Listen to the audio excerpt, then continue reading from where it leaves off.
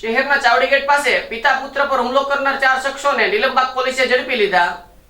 ભાવનગર શહેરના Chawdi gate power house પાસે આવેલા દેવી પૂજક વાસમાં રહેતા દીપકભાઈ ઉર્ફે દીપડો નારાયણભાઈ ચુડાસમાના ઘર પાસે બપોરના રોજ સાજીદ ઉર્ફે ઢઢર, ભૂરો અને નાસિર તેમજ એક અજયનો શખ્સ તેનું બાઇક લઈને અપશબ્દો બોલતા હતા, જેની ના પાડવામાં આવી હતી।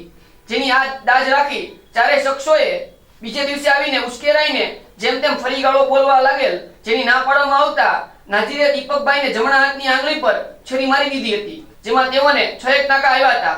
તેમજ સાજીદે પણ ફરિયાદીના પુત્ર આકાશને પણ છરી મારી દીધી। બીજા સાથે આવેલા આરોપીઓએ ગાળો આપી અને જાનથી મારી નાખવાની ધમકી આપી હતી, જેને લઈને તેઓ વિરુદ્ધ નીલમબાગ પોલીસ સ્ટેશનમાં ફરિયાદ નોંધવામાં આવી હતી, જેમાં નીલમબાગ પોલીસે આરોપી નાસિર, સાજીદ, ભૂરો અને અજયના શખ્સને ઝડપી લઈ તેના વિરુદ્ધ ધોરણસરની કાર્યવાહી હાથ ધરી હતી।